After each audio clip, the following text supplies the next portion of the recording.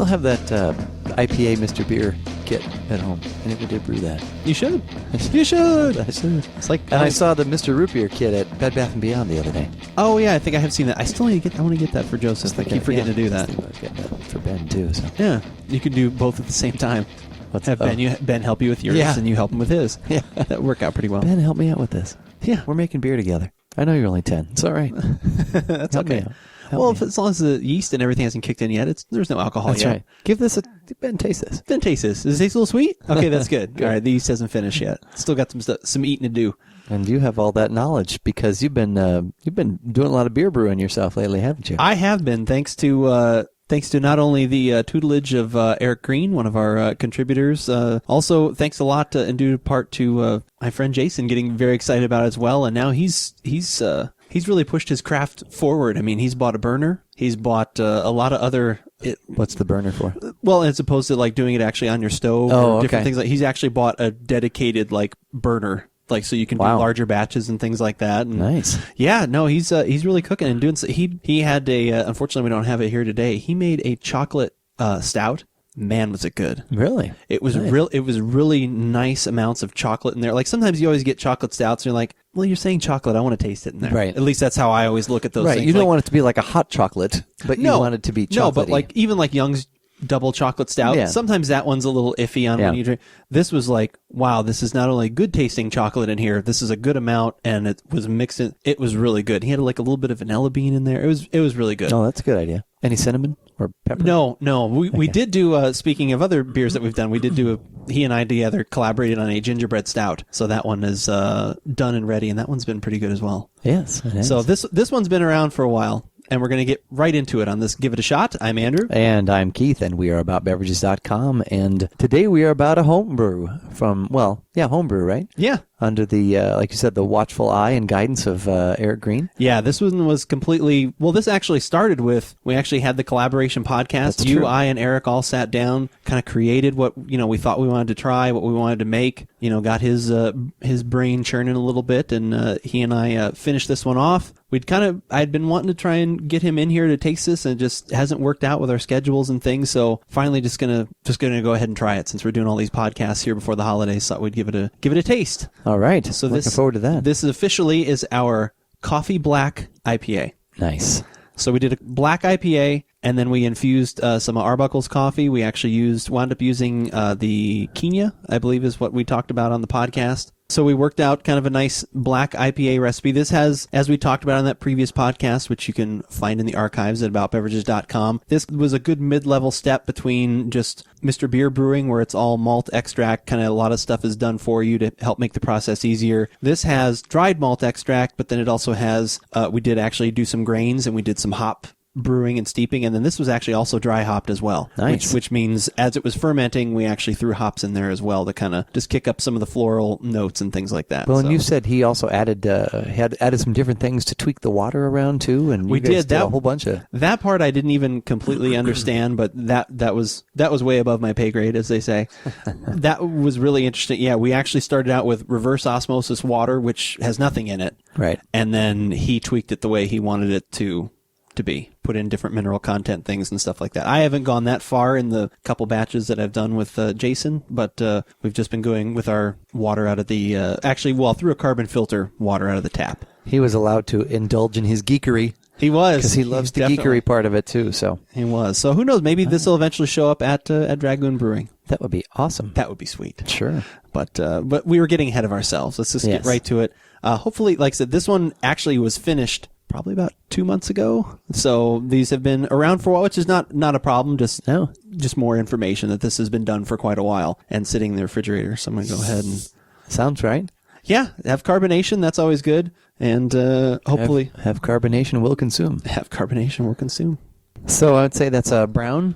Nice non-see-through brown. Yeah, very dark brown. Not quite black for sure. Yep. Okay head retention on that. Yeah, pretty average. We just used regular sugar for our carbonation part of it, and kind of lowered the levels a little bit on it because I didn't want too much carbonation. I didn't want it to be too strong. Some nice hop notes coming through there. Nice. Not really getting a lot of the coffee. Little bit maybe. There's some hop. Oh wow, that's funny. Like that's all I get. Like every one I've opened, I'm like, I get the coffee chocolate, and then the hops are after that. See, it's funny. That's I get the hops come right to me first. Huh. I had one of these with Jason too, and he was like, wow, you get the coffee. The very first thing I picked up on was the hop. Oh wow, that's not a bad thing. And either. then there's a little bit like of I get the coffee like when I'm when you're like doing a cupping or doing a French press, you pour the water over, you get that crust, and then you start breaking that crust and get those sort of top aromas from coffee there. And some of that, I think, blends into, because of the way it's really interesting working with, I don't want to get too geeky here, like I said, but what little I've learned, it's very interesting working with coffee and beer. There's there's obviously always many ways you can do things. It seems like there's only 2 or 3 that are, quote unquote, the correct way, because like with coffee, when we deal with it, even with just brewing it, if you brew too long, you can be extracting out different things that you don't want out of coffee, because there's compounds in coffee you don't want, as you know. And so there's a point where, okay, I want to have this in the beer, but I don't want to taste it, so I don't want to put it in while it's fermenting because it's going to sit for 2 weeks and then it may extract out more than I want. Okay, do I want to, like a lot of people, they'll actually dry hop with it, almost like what we did with the hops, where you just put it in there for like 1 or 2 days and then take the beans back out, like you kind of just have them lightly cracked. There's that option. We wound up going with a different option. We put it in there during the bottling process. I French pressed the coffee and then just took that already brewed coffee and we put a certain amount in each bottle. Oh, we okay. kind of went with that because we didn't want it to over extract. We were hoping to hit some of the high notes, which I think do blend into the hops a little bit. Right. But it's still, some of the notes that I think we talked about in our conversation don't completely come through, and that was the only thing learning about that, is that you probably just, those things unfortunately get lost. Well, and I think it's because you said it was a Kenya. Yes. And Kenya has those lighter, winey type notes, which, like you said, would blend in very well with hops, with a hop note. And maybe that's, like I said, I get hops and then I get coffee, but that's really nice. So I think that's a good aroma on that. It's just so funny. Like the coffee to me, like, and maybe because I'm just so close to, I'm just like, the coffee to me is at the point of like, man, maybe it's too dominant. Oh, I don't think so. Which is interesting because, like I said, that's like, the first thing I smell is like, whoa, coffee. Yeah. Like it just, but I'm glad that you and think. I could be, what? And everybody's nose is a fact. I mean, you could put this in front of Kristen and she might say the same thing. Maybe I'm the only one who's good, but I don't know. Well, no, I'm glad though that you seem to think that there's even a little more balance in there, like which is the great. Balance. Yeah, no, I think it's a good balance. I wouldn't necessarily mind smelling coffee and then hops, but I like smelling hops and then coffee because that to me says it speaks beer with coffee as opposed to coffee and beer. That's good. That's what it says. No, to that's me, fine too.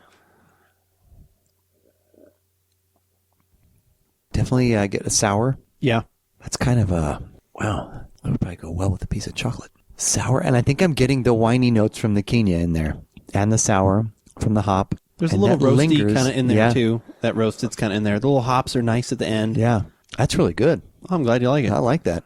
What were you guys? What was your that was pretty assessment? That was pretty similar. I'm still getting, like I said, I get the coffee kind of just, the coffee to me almost, other than what blends kind of into the hops, however you want to parse that out. The rest of the coffee flavor just kind of blends, I think, nicely into the other grains and things that are in there. The sour to me is a little more than I would have necessarily liked. It's kind of a bittersweet chocolate sour, so that's not, really too bad. I think I was hoping for maybe just a little more smoothness to it to some extent, but overall I'm very happy with, like I said, especially the first time doing that. Yeah. Doing a couple different, involved in a couple different things there. I really liked it, and I've been enjoying, like I said, brewing, and it's a lot of fun, especially, you get, I don't know if I'd want to brew alone. Every time now that I've brewed, someone, like I said, either Eric's come over, I've brewed with Jason, it's great. You just kind of hang out, you're doing, like, chemistry stuff is always, kind of fun, and the creativity of it, like, oh, do we want to make it taste like this? Do we want to try this? I like all that part of it, so it definitely taps into that. But no, I'm very happy with this. I'm glad I have a couple more bottles of it. I'm interested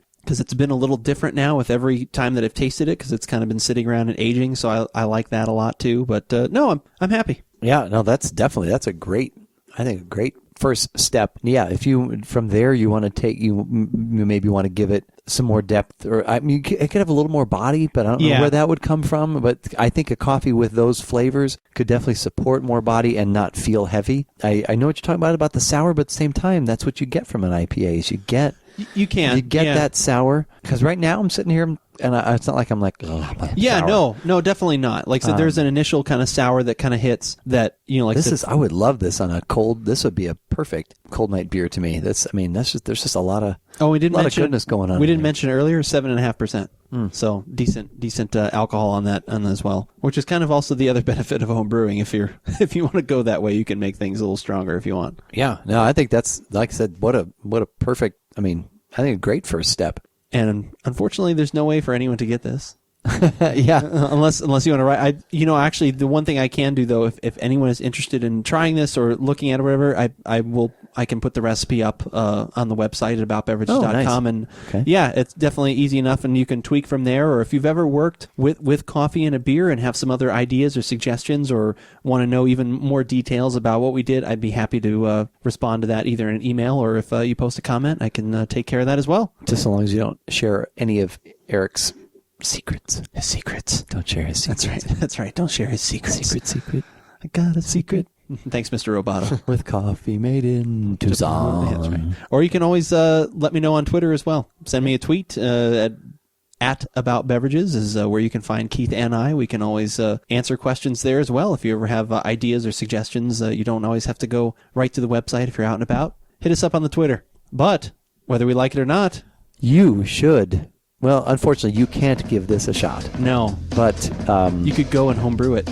You should you should go and homebrew it.